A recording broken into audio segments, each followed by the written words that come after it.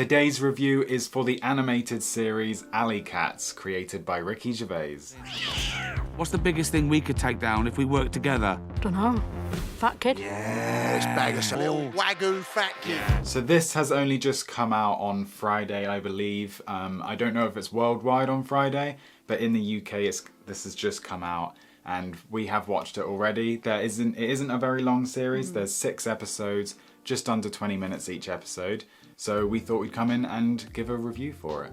This series follows a group of stray cats and it's very unhinged, and yeah, it's also kind of like a comfort. I wasn't expecting it to feel like such a comfort, but it's got a really good blend of dark and light, I think. Yes, very much so. So we are obviously aware Ricky Gervais's work is an acquired taste. Some people do not like it, some people do like it. It is very vulgar. The jokes in this can be quite extreme, but they are coming from a place that seems very different to Ricky Gervais's other work. So this is kind of like the bad opinions and the like really ignorant takes on everything are said by a bunch of alley cats. It's kind of a social commentary on like class divide, because we've got a character called Ponce, and he is a domesticated cat. He's got a family that looks after him, and he seems a little bit more educated and informed on world issues and things that are going on in the world, whereas the alley cats are ignorant. They just sit there, they watch TV all the time, and do not know life outside of their little like street and everything. So I think the way that the jokes work are kind of very good in terms of creating that balance, or that imbalance between the two of like, yeah. So yeah, I thought that was very interesting because some of the jokes, some of the like, the viewpoints that Ricky Gervais is clearly getting across in here is kind of repetitive to some of his other work. That's like one of my biggest, I think both of our, like one of our biggest criticisms of the show was just that some of it seemed a little bit like repetitive of like, okay, we've heard you talk about this like a million times in, you know, talk shows and your stand-up shows and other shows that you've made. So yeah, maybe like not being so preachy about the same sort of issues all the time could be a little bit more refreshing, but I really liked, like I said, the perspective change of it kind of being a commentary on class divide. The ignorant comments, the bigoted cats in this show are a good commentary on those who may be like miseducated, uneducated in real life, having some ridiculously stupid views on everything. So yeah, I think he did do that extremely well. One thing I wasn't expecting from this show was just how like emotional it got. We kind of touched on it at the very start, but this show has a very heartwarming vibe. Basically, there's this kitten comes into the stray cats' path and doesn't know it's home, and there's this whole dynamic between them all, and you see a softer side of the alley cats.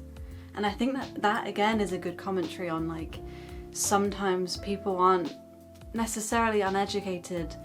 They're just not aware.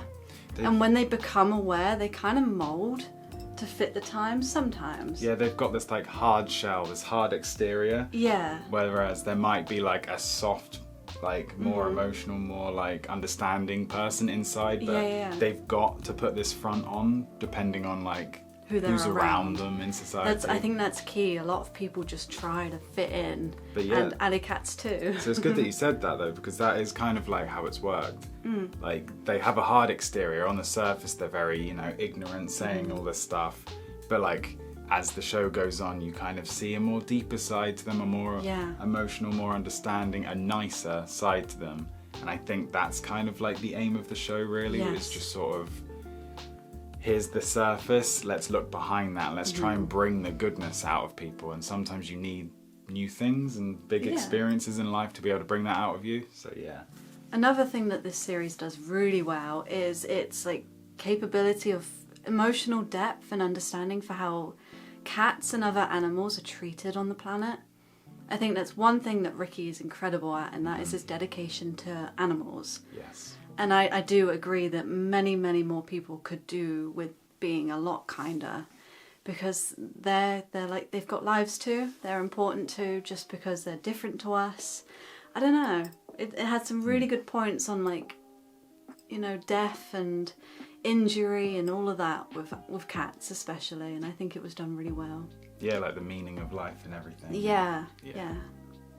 Not to mention the animation is beautiful. Stunning. Really, really unique and yeah, just awesome. So yeah, that was sort of like our review and analysis of the show. We've literally just finished watching it. It's not very long, like I said. So if you are like looking for something that's just a little bit of a comfort show, something that's very like easy to digest, easy to watch, I would recommend it. Obviously, if you're a fan of Ricky's work, this will probably be right up your alley.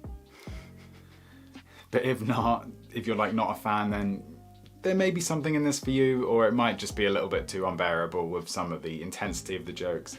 But yeah, I would recommend it to people that are just curious. Subscribe if you're new. We make new content every single week, and we hope you enjoyed this one. We'll see you in the next one. How are we? Hungry, tired, full of hate and fury. Why? We're cats.